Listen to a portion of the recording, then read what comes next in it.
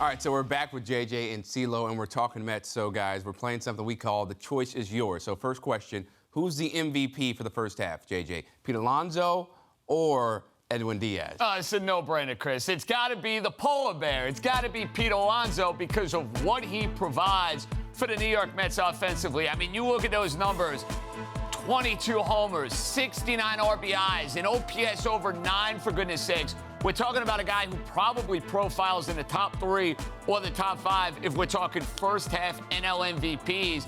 And the Met lineup has been tremendous, but they don't have the power bats. So when Pete's not there, you know it. CeeLo, it's got to be Pete Alonso. It is. It's the obvious choice. It's nothing against Edwin Diaz. He's been markedly improved this year and a big reason why they're playing as well as they are. But I'm sorry, when you're leading the National League in RBIs for a first-place team and you got basically, he's going to have 70 before the All-Star break in the RBI category. And like JJ said, really the face of the offense. So collectively, the team has performed well, but he gives you that superstar vibe and feel in the lineup. And look, your closer's only as good as your offense is, right? So pitching can be great, but you still got to score some runs to have leads late in the game for the closer to be able to do his job. So Alonso's the guy. Yeah, I have no disagreement with that. Edwin Diaz has been great, definitely improved, as you said, but Pete Alonso has been fantastic. Now, injuries have been a common theme for this team. So who is a more important return for this team, Jeff McNeil or James McCann? Yeah, look, I haven't been blown away with McCann all that much. I mean, sometimes the catcher gets overlooked. You know, he handles the pitching staff well. The pitchers have a good rapport with him.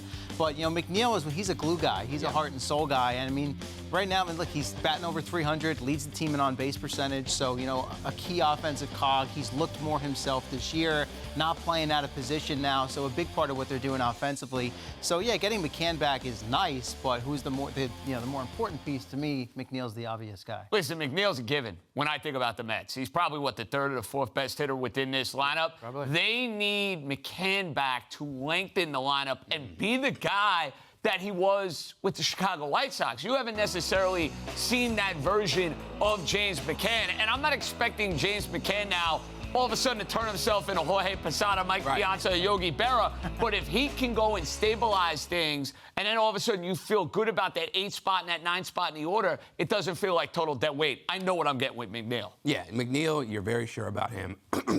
McCann a little bit different, but hopefully, yeah, he's able to get back some more power and hitting to help lengthen this lineup. Now, Tyler McGill transferred to the 60-day IL, and pitching injuries specifically have been a concern all year for the starters, where the production of the relievers is an issue at times. So what's the bigger need, a starting pitcher or a relief pitcher, JJ? Oh, it's got to be the bullpen, because I know what I'm getting back within the starting rotation.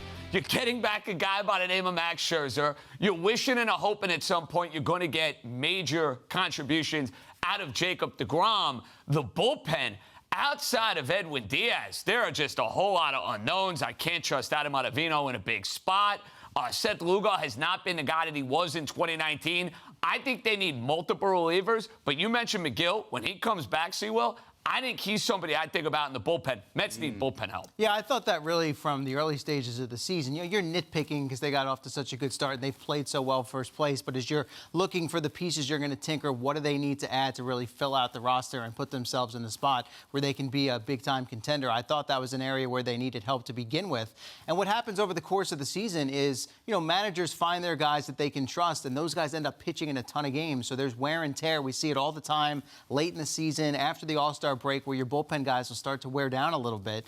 And like JJ said, beyond Diaz, not a lot of guys down there you trust right now. So you're just concerned from a fatigue effectiveness standpoint. So you get in somebody via trade, whatever it might be, that's, been productive elsewhere. You slot them in, all of a sudden it gives your bullpen a jump. Yeah, there's always ways to improve the team, no matter, if you're first or second. And definitely with the relievers, they have to upgrade that when the trade deadline comes. All right, CeeLo, JJ, thanks so much.